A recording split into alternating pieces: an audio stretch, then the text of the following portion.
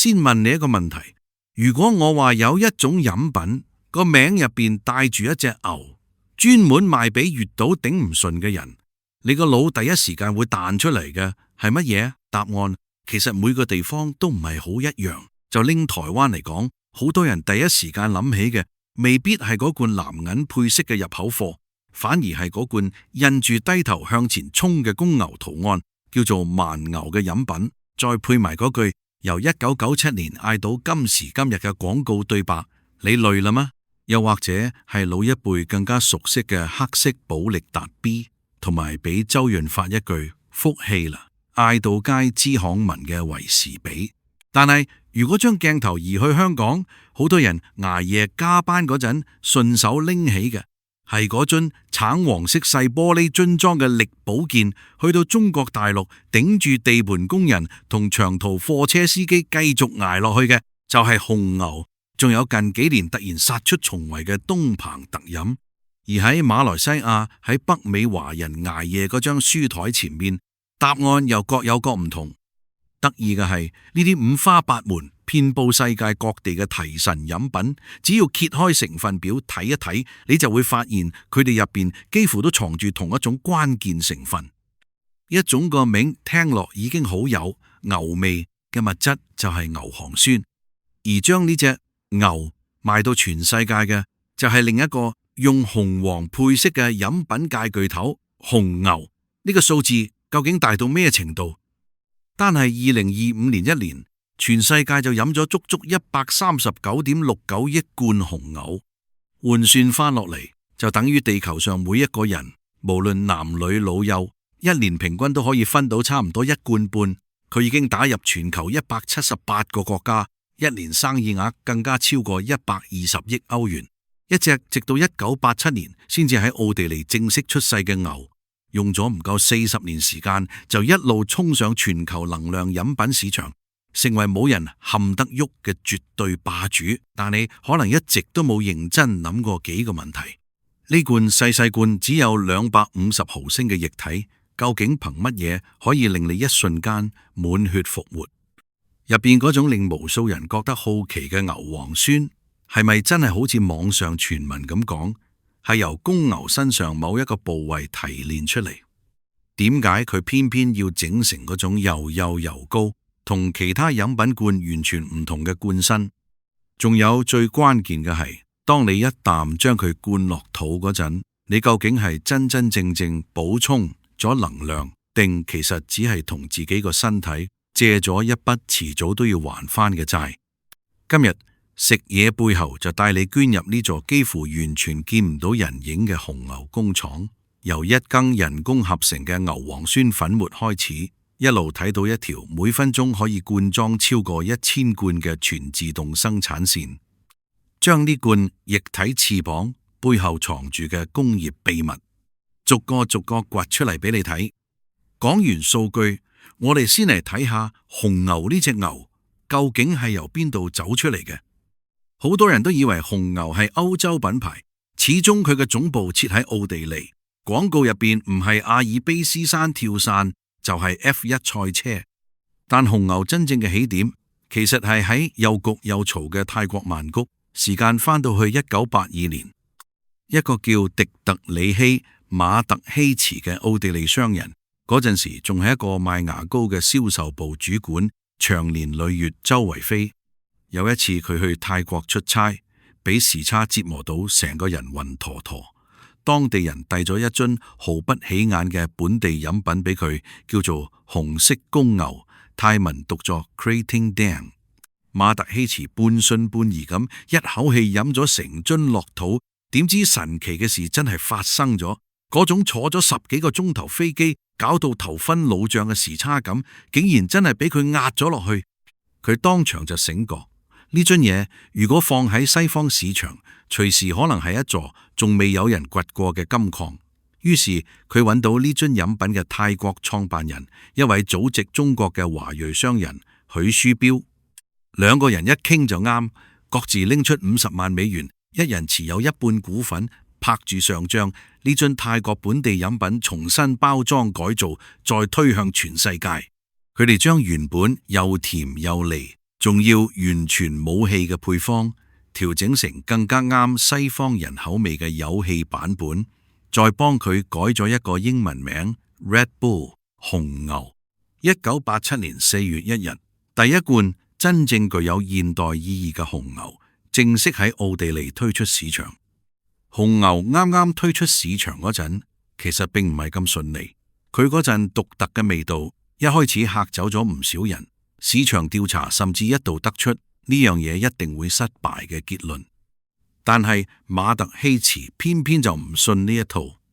佢諗出咗一個絕招。與其使一大筆錢落電視廣告，倒不如直接將一箱又一箱紅牛免費送去大學校園、夜店同賽車場，直接塞入嗰班最需要捱夜、最需要提神嘅後生仔女手上。呢一招準到得人驚。紅牛好快就喺後生仔女之間一傳十，十傳百，迅速爆紅起嚟。但真正令紅牛封神嘅唔係佢嘅配方，而係佢嘅宣傳手法。馬特希茨根本冇將紅牛當成一樽普通飲品咁賣，佢係將紅牛當成一種態度嚟賣。佢嗌出嗰句傳遍全球嘅口號：紅牛俾你一對翼。佢唔落一般飲品嗰種傳統廣告，反而將大筆錢掟落極限運動、跳傘、翼裝飛行、懸崖跳水、F1 方程式賽車。佢就係要所有人一諗起紅牛，個腦入邊就即刻浮現一個後生仔由高空一躍而下嘅畫面。呢一套玩法後來更加成為全球市場推廣教科書入邊嘅經典案例。一樽由曼谷夜市行出嚟嘅提神飲品，就係咁樣俾人包裝成挑戰極限嘅代名詞。呢一套賣態度嘅玩法，去到2012年更加被推到最盡。嗰一年，紅牛做咗一件聽落好似科幻電影情節咁誇張嘅事。佢哋將一個叫菲利克斯·鮑加特納嘅奧地利跳傘高手，用一個巨大嘅氦氣球送到接近39公里嘅高空，嗰個高度差唔多係普通客機飛行高度嘅4倍。跟住再叫佢由嗰度縱身一跳，直接跳返落地球。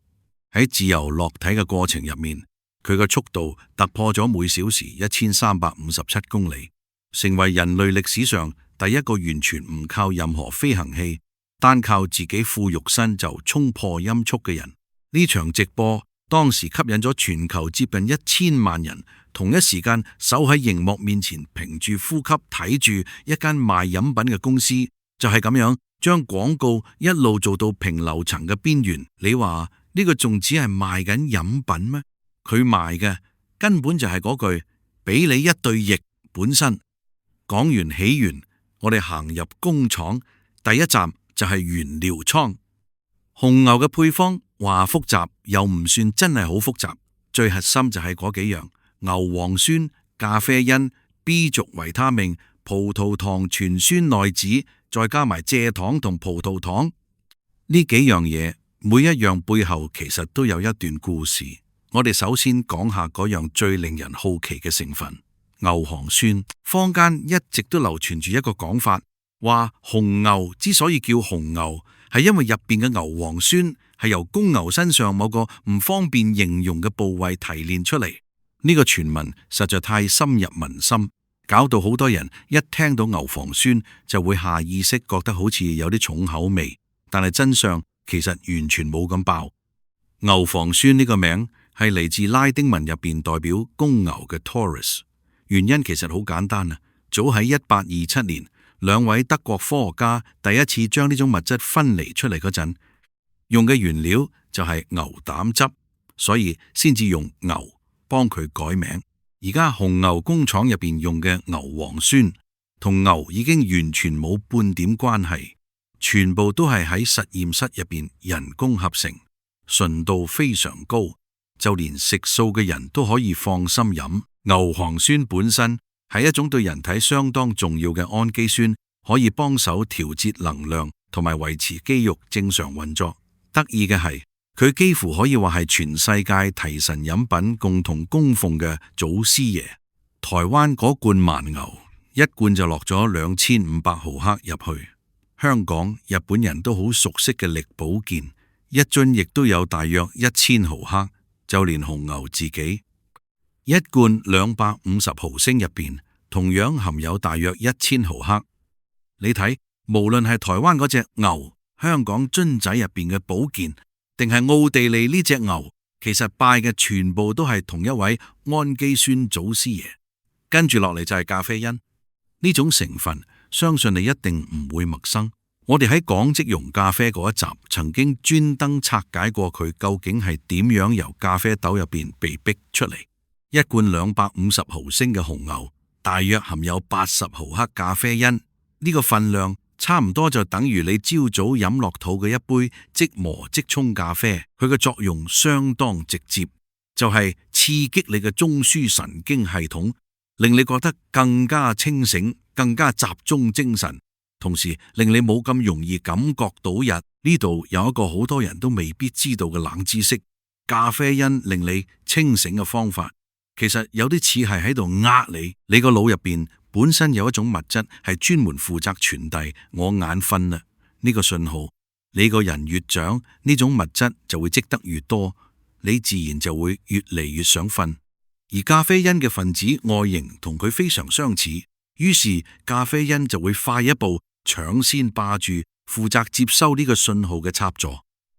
信號冇地方可以傳送，大腦自然就收唔到我來啦呢個通知，於是你就以為自己已經唔作。但要特別留意，咖啡因根本冇真正消除你嘅疲勞，佢只係暫時擋住咗嗰個提醒你應該休息嘅信差。呢個細節等陣去到反思篇嗰陣就會變得非常重要。然後就係 B 族維他命，佢係身體將食物轉化成能量嗰陣一個非常重要嘅幫手。仲有嗰個明特必拗口嘅葡萄糖全酸內酯，主要作用就係幫你頂住嗰種疲勞感。最後就係份量最重，同時亦都最容易俾人忽略嘅兩樣嘢，蔗糖同葡萄糖。講到最直接，其實就係糖。仲記唔記得我哋第7集嗰座將一粒紫色外皮甜菜變成雪白糖晶體嘅工廠？紅牛入邊嗰陣令人精神一振嘅甜味，好大部分就係來自嗰一類糖。一罐250毫升嘅經典紅牛，含糖量差唔多有27克，換算成一粒粒方糖，大約就係6至7粒。呢個亦都係點解紅牛飲落肚之後，嗰股能量可以咁快衝上嚟，因為糖本身就係身體最直接、最快用得到嘅燃料。所有原料準備好之後，下一步就係調配。呢一個步驟係紅牛成條生產鏈入邊保密級別最高嘅一個環節。工廠會將呢啲原料跟足一套極之精確嘅配方，送入一個又一個巨大嘅不鏽鋼罐入邊混合。點解一定要用不鏽鋼？因為不鏽鋼非常耐腐蝕，而且唔會同飲品入邊任何一種成分產生化學反應，可以盡量確保成個配方保持純淨。每一樣原料落幾多，都會經過非常精準嘅計算同量度。咖啡因落幾多，牛磺酸落幾多，糖落幾多，碳酸水落幾多，差少少都絕對唔得。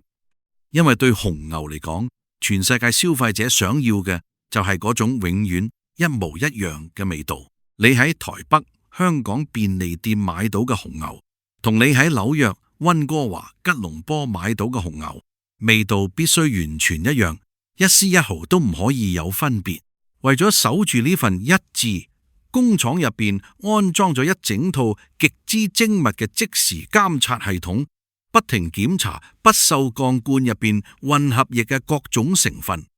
就算只係出現一丁點非常細微嘅偏差，系統都會即刻自動作出調整。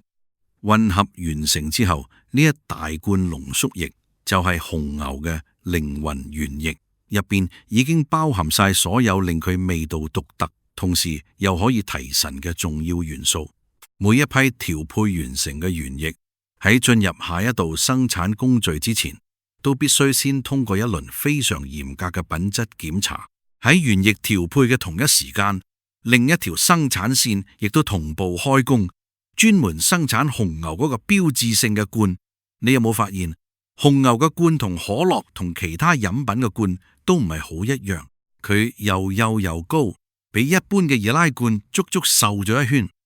呢個造型唔係設計師隨手畫出嚟，而係一早經過精心計算。成個製罐過程係咁樣，一張張薄薄嘅鋁片會俾機器裁切沖壓，再一步一步整成嗰個纖幼嘅罐身。但係鋁有一個問題，佢始終係金屬，如果直接裝入帶酸性、帶碳酸嘅飲品，金屬有可能會同飲品產生反應，唔單止影響味道，仲可能帶嚟安全問題。所以每一個鋁罐嘅內壁都會噴上一層極薄嘅食品級塗層，就好似着咗一件睇唔見嘅保護衣，將鋁同飲品徹底分隔開。呢一步係確保紅牛味道保持純正嘅關鍵。呢度仲藏住一個令人相當驚嘆嘅工業細節。為咗節省物料，同時令個罐更加輕便，鋁罐嘅罐壁會俾機器一啲一啲拉薄，薄到令人難以置信。最薄嘅位置大約只有 0.1 毫米，比一張普通打印紙仲要薄。但係就係咁薄嘅一層鋁，竟然要穩穩陣陣頂住罐入邊碳酸飲品帶嚟嘅巨大壓力。全球每年生產超過100億罐，幾乎都唔會出乜岔子。呢個背後靠嘅係一套經過幾十年不斷改良同打磨嘅沖壓同拉伸技術。咁點解一定要整成咁幼嘅形狀啊？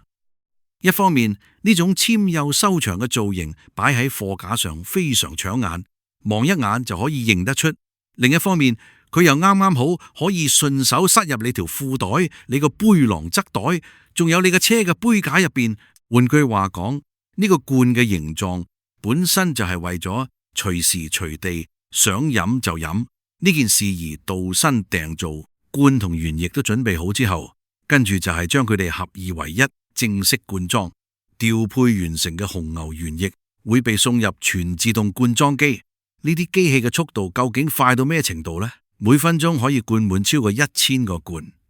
空罐喺輸送帶上一個接一個高速經過，機器會精準咁將指定份量嘅飲品注入每一個罐入面，跟住即刻用鋁蓋將罐口密密實實封死，做到完全密封，一啲空氣都透唔入去。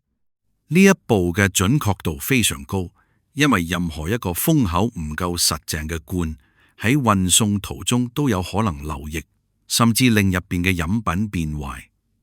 封好罐口之後，紅牛仲要經過一道非常重要嘅工序，就係巴氏殺菌。呢個名詞我哋之前講煉奶工廠嗰陣亦都有提過。成罐飲品會被加熱到一個經過精準控制嘅溫度，將入邊任何有可能殘留嘅細菌同微生物全部殺死。呢一步可以話係一舉兩得。第一係確保你飲落肚嘅每一罐紅牛都安全；第二就係大幅延長紅牛嘅保質期，令佢可以喺貨架上擺好長時間都唔會變壞。完成殺菌之後，罐身會被迅速降溫，將味道牢牢鎖住，再準備進入下一個步驟。完成罐裝、封口同埋殺菌之後，一罐紅牛嘅本體基本上就算正式完成，但係佢仲爭最後一步，先至可以真正擺上貨架出售。首先就係貼標，全自動貼標機會為每一個罐精準貼上嗰張大家都非常熟悉嘅標籤。標籤上面印住嘅內容唔單止係為咗好睇，入面仲包括所有法律規定必須向消費者交代嘅資料，包括完整配料表、營養成分、儲存方法，仲有保質期限。呢一步係為咗將所有資料清楚話俾消費者知，同時亦都係為咗符合每一個國家當地嘅食品安全法規。貼好標籤之後，罐就會由機器自動包裝成一排排、一箱箱。正式入箱之前，仲有最後一道品質檢查關卡，機器會逐一檢查每一個罐，睇下有冇漏液，封口夠唔夠實淨，入邊裝嘅份量準唔準確。任何一個唔合格嘅罐都會即刻被踢出生產線。通過全部檢查嘅紅牛會被整整齊齊咁疊上貨板，之後再裝上貨車、貨輪同貨機，運去全球178個國家入邊每一間超級市場、便利店同酒吧。由一羹原料送入工廠，到一罐成品裝上貨車，成套生產流水線，每日24小時不停開工，為嘅就係滿足全世界嗰班需要一對翼嘅人。你以為能量飲品就只有紅牛呢一種，咁你就真係睇少咗呢個江湖，呢個市場究竟有幾大啊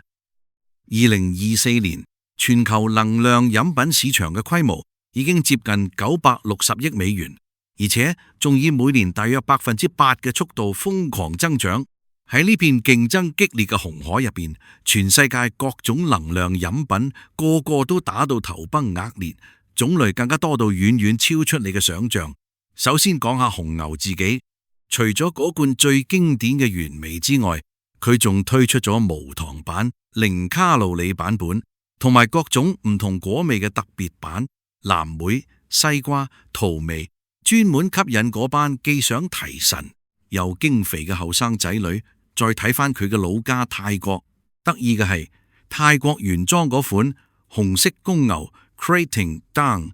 去到今日仍然有得賣，而且個樣同我哋平時熟悉嘅紅牛完全唔一樣。佢裝喺一個矮矮身貼住金色標籤嘅細玻璃樽入邊，完全冇氣泡，味道更加甜更加濃，係當地貨車司機同工人最中意嘅提神飲品。所以嚴格嚟講，我哋而家飲緊嘅紅牛只不過係佢嘅西裝骨骨版，而泰國原裝版本先至係嗰隻最原始最有野性嘅野牛。跟住就係歐美市場入邊嗰兩個非常兇猛嘅對手，一個係全身都係爪痕標誌行狂野路線嘅 Monster 怪獸，另一個就係主打搖滾風格嘅 Rockstar。 佢哋同紅牛一樣，都係靠極限運動同後生仔女文化打天下。當然，華人世界每一個角落都一樣有自己嘅選手。喺台灣嗰罐會問你累咗咩嘅蠻牛，後來仲特登推出咗鋁罐裝嘅蠻牛 EX， 直接擺入便利店貨架，同紅牛面對面硬碰硬。至於更加老一輩熟悉嘅寶力達 B 同維士比，就行另一條完全唔同嘅路線。佢哋嚴格嚟講唔算係一般飲品，而係含有酒精被歸類做藥酒嘅產品，靠住流動貨車一年賣出過億樽嘅驚人數字，陪住幾代藍領工人捱過一個又一個深夜。將鏡頭轉到香港同日本，嗰樽橙黃色嘅力保健，幾十年嚟一直都係加班族同體力勞動者嘅定心丸。去到中國大陸，除咗紅牛之外，本地品牌東鵬特飲同樂虎亦都殺入呢片紅海，專門瞄準嗰班捱夜嘅後生仔女同埋要跑長途嘅司機。由奧地利嘅鋁罐到泰國嘅玻璃樽，由香港嘅力保健到台灣地盤入邊嗰樽黑色藥酒，人類為咗對抗疲勞呢件事諗出嚟嘅花款，遠遠比你想象中仲要多。講到呢度，你可能已經發現咗能量飲品呢門生意本質上賣嘅根本唔係能量，而係清醒。佢好嗰一面其實非常實在。對一個連續跑長途嘅貨車司機，一個捱夜趕報告嘅學生，一個返通宵更嘅護士嚟講，深夜入邊嗰一罐冰凍嘅紅牛提供嘅係一種便宜、快速而且穩定嘅支撐。佢令再頂多陣呢件事變得冇咁辛苦，冇咁難捱。由呢個角度嚟睇，佢的確解決咗現代人一個非常實在嘅問題。但一個銀仔總有兩面，另一面亦都值得我哋冷靜咁睇清楚。能量飲品根本唔會無中生有製造能量，佢靠嘅係咖啡因，暫時遮住你個腦入邊嗰個大嗌我日療嘅信號，再靠糖分俾你一股短暫而迅速嘅燃料衝擊。問題係秦其實就係身體向你發出嘅求救信號，你強行將呢個信號撳落去，唔代表問題已經解決，你只係將佢推遲咗。等到咖啡因同糖分嘅作用過晒，嗰筆俾你借翻嚟嘅能量，身體遲早都會連本帶利向你追討。呢個亦都係點解好多人飲完之後反而會跌入一個更加陷嘅低谷期。除咗呢樣之外，仲有兩個睇落唔算起眼，但其實非常實在嘅代價。一個就係糖同咖啡因本身飲得太多太密，對心臟同新陳代謝都會造成負擔。亦都因為咁，世界各地近年越嚟越關注青少年飲用過量能量飲品嘅問題。另一個就係嗰個精緻鋁罐背後嘅環境成本，每年有過百億個鋁罐被生產、灌裝，再運去世界各地。呢個背後其實係一條碳排放相當驚人嘅供應鏈。紅牛自己亦都留意到呢一點，所以一直推動鋁罐回收，仲不斷研發更加輕身嘅罐身，同埋使用更多再生能源。呢度仲有一個冷知識，回收一個鋁罐慳翻落嚟嘅能源，已經足夠俾一部電視機連續播放大約3個鐘頭。呢個就係能量飲品嘅雙面性。佢係現代人對抗疲倦時一件非常就手、非常方便嘅武器，同時亦都係一份需要你保持清醒去面對嘅甜蜜負擔。佢可以俾你一對翼，但究竟幾時先好用，每次應該用幾多，最後都係要由你自己好好拿捏。講到呢度，我哋呢一場橫跨曼谷夜市、奧地利鋁罐生產線同世界各地無數個深夜嘅能量旅程就差唔多去到尾聲。由1982年嗰個俾時差折磨到暈陀陀嘅奧地利商人喺曼谷飲落第一啖紅色公牛嗰一秒開始，到實驗室入邊嗰羹同牛一早已經冇任何關係嘅人工牛磺酸，由嗰個又幼又高、內壁包住一層隱形保護衣嘅鋁罐，到每分鐘灌裝超過1000罐，再一路運去全球178個國家嘅全自動生產線。呢一切環環相扣嘅精密配合，最後凝聚成你拎到頂唔順嗰陣，隨手由雪櫃入面拎起，咔一聲拉開嘅嗰一罐液體翅膀。所以下次當你拉開一罐能量飲品嗰陣，不妨試下諗一諗，呢罐睇落平平無奇嘅液體入邊藏住一個奧地利商人同一個泰國華僑一傾就啱嘅合作故事，藏住一種由牛膽汁入邊走出嚟之後又走入實驗室嘅牛磺酸，仲藏住一套由曼谷一路鋪到全世界嘅宣傳神話。佢唔只係一罐普通飲品，佢更加係現代工業為我哋呢班成日嗌住好咗，但係又不得不再頂多陣嘅人精心調配出嚟一份你點諗都未必諗得到嘅禮物。仲有最關鍵嘅一點，呢罐飲品之所以令人又中意又忍唔住依賴，唔係因為佢真係俾咗力量你，而係因為佢實在太明白你有幾窒。佢好準確咁知道喺嗰個就快頂唔順嘅深夜，你需要嘅未必係好好休息一場，而係一個仲可以繼續頂落去嘅錯覺。咁問題就嚟啦，睇完今集影片，當你完到完全頂唔順嗰陣，最常靠邊一種續命神器捱落去？係便利店入邊凍冰冰嘅紅牛，係嗰罐問你累了咩嘅蠻牛，係香港茶餐廳或者便利店入邊嘅力保健，係一杯濃度帶住苦味嘅齋啡，定係索性叫一杯手搖飲品，再加多2份特濃咖啡？無論你身處世界邊一個地方，都歡迎喺留言區話俾我知你嘅選擇。呢度係食嘢背後，喺呢度我哋會帶你深入了解嗰啲藏喺餐桌背後嘅巨型食品機器。每一座食物工廠嘅背後都藏住一個遠遠超出你想象嘅食物世界。如果你中意我嘅影片內容，歡迎俾個 like 同訂閱頻道，等我哋一齊揭開每一啖美味背後嘅工業奇觀。